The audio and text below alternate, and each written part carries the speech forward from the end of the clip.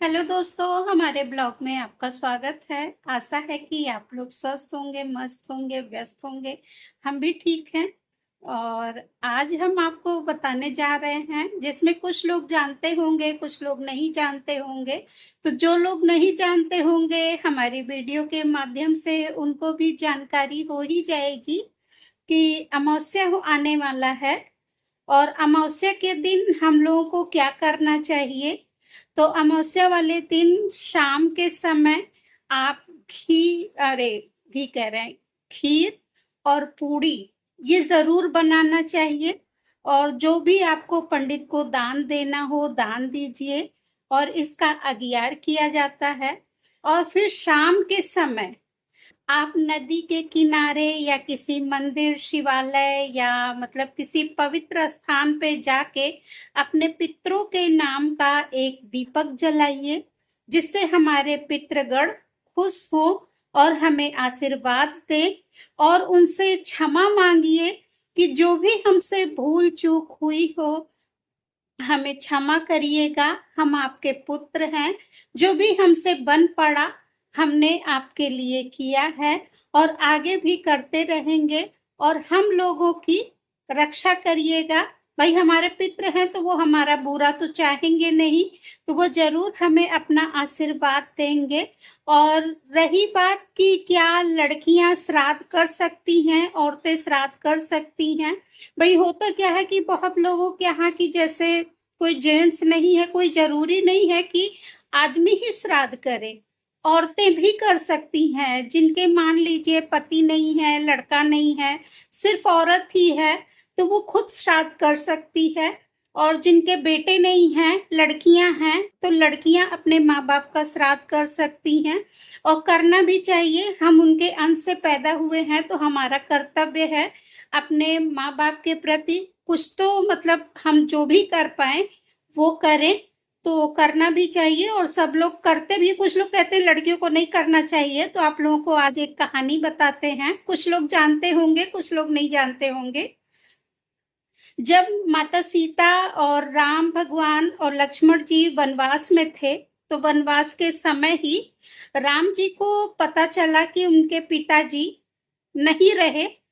तो पंडितों ने कहा कि यहाँ पर मतलब पिंडदान मतलब किया जाएगा।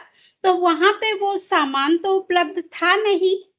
तो राम भगवान और लक्ष्मण जी, ये दो लोग जो हैं, चले गए नगर सामान की व्यवस्था करने के लिए। पंडित जी ने कहा कि मतलब श्राद्ध करना है, मतलब जरूरी है भाई, पिताजी खत्म हो गए, आप ज्येष्ठ पुत्र हैं।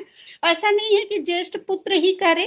अगर किसी कारणवश जेठ पुत्र नहीं कर पा रहा है, तो छोटा बेटा है वो भी करे। और अगर मान लीजिए, होना तो ये चाहिए कि सबको मिल के करना चाहिए।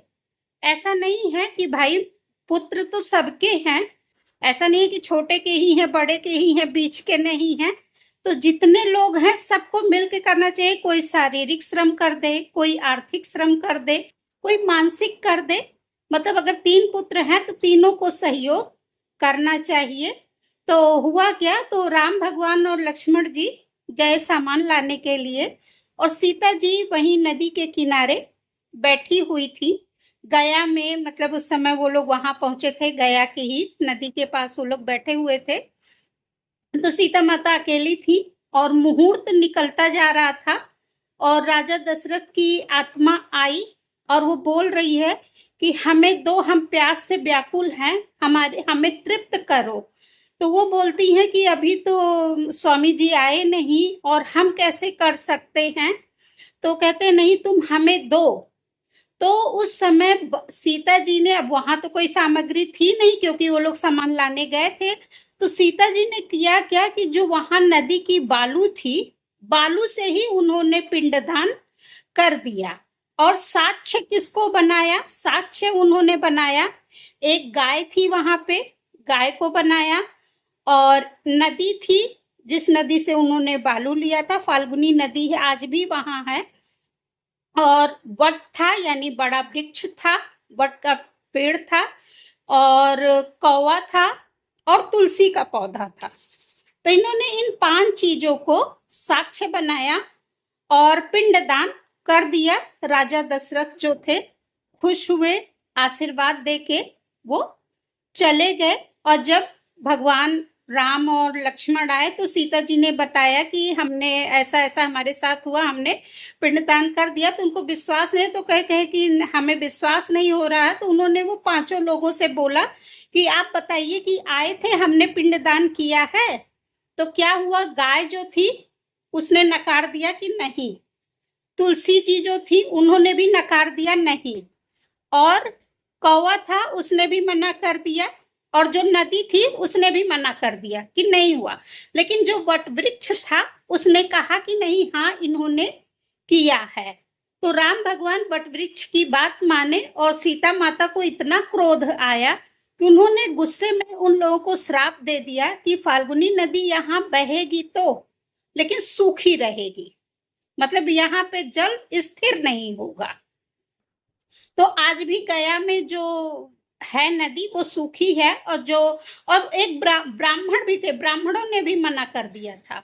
तो आज भी गया में भाई, अब सुने हैं, पता नहीं हकीकत है कि नहीं है, कि सुने हैं कि वहां पे तुलसी का पौधा नहीं लगता है। अब हो सकता है भाई लगता हो कहीं, तो हमें नहीं पता, मतलब जो हमने सुना वो हम आपको बता रहे हैं। तुलसी का पौधा नहीं लगता है। और गाय गाय के फिर मतलब तुम्हारा आगे का भाग जो है अशुद्ध रहेगा, और पीछे के भाग से पूजी जाती, तो यानी गाय के गोबर को पूजा जाता है।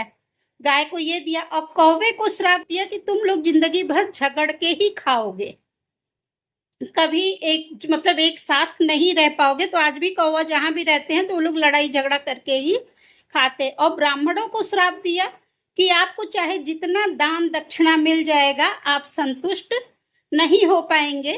तो मतलब इस कहानी, और वट वृक्ष को आशीर्वाद दिया कि आपकी मतलब आयु बहुत लंबी होगी, जितनी सुहागिने स्त्री होंगी वो आपकी आके पूजा पाठ करेंगी।